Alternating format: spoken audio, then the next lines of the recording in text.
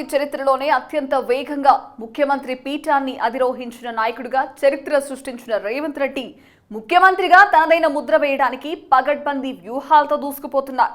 మంత్రులకు శాఖల కేటాయింపులో తనదైన ముద్ర వేసిన రేవంత్ రెడ్డి హుందాగా వ్యవహరిస్తూ మంచి మార్కులే కొట్టేస్తున్నారు. మరోవైపు ప్రజా దర్బార్ నిర్వహణతో వేలాది మంది ప్రజలకు చేరువైపోయారు. ఇదే పద్ధతిని ఇలాగే కొనసాగిస్తే రేవంత్ రెడ్డి ప్రజల గుండెల్లో నిలిచిపోవడం ఖాయమంటున్నారు రాజకీయ పండితులు. ముఖ్యమంత్రి కాకముందు ఆయనలో కనిపించే దూకుడు ఇప్పుడు కనపడడం లేదు. ఇది అద్భుతమైన పరిణతికి నిదర్శనం అంటున్నారు రాజకీయ విశ్లేషకులు. ఎన్నికల హామీల అమలుపై దృష్టి సారిస్తూనే అన్ని వర్గాల ప్రజలను ఆకట్టుకునేలా ఆయన వ్యవహరిస్తున్నారు.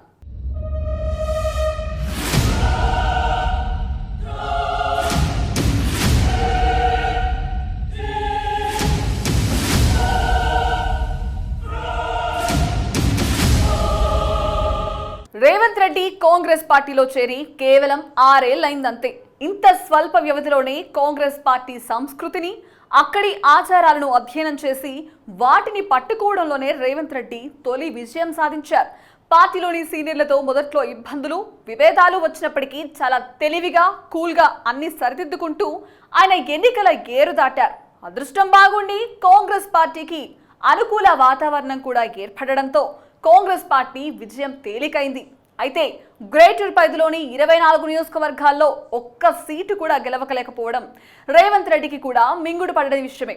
దీనిపై ఆయన ఆత్మ పరిశీలన చేసుకుంటూనే ముఖ్యమంత్రిగా తనదైన ముద్ర వేయడానికి ఉవ్విళ్లూరుతున్నారు.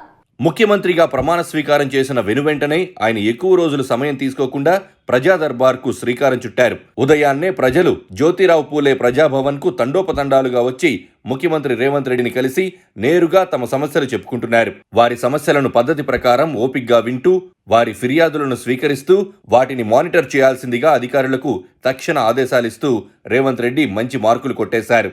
3 రోజుల్లోనే 7,000కు పైగా ఫిర్యాదులు అందుకున్నారు. ఫిర్యాదులు అందుకోవడమే కాదు, వాటి స్టేటస్ ఏంటో ఫిర్యాదుదారుల ఫోన్లకు మెసేజ్ల రూపంలో తెలియజేస్తున్నారు. దీంతో ప్రజలు కూడా సంతృప్తి వ్యక్తం చేస్తున్నారు. గతంలో అధికారులు కూడా తమ గోడు వినే పరిస్థితి ఉండేది కాదని, ఇప్పుడు సాక్షాత్తు ముఖ్యమంత్రికే చెప్పుకోగలుగుతున్నామని ప్రజలు ఎగిరి గంతేస్తున్నారు.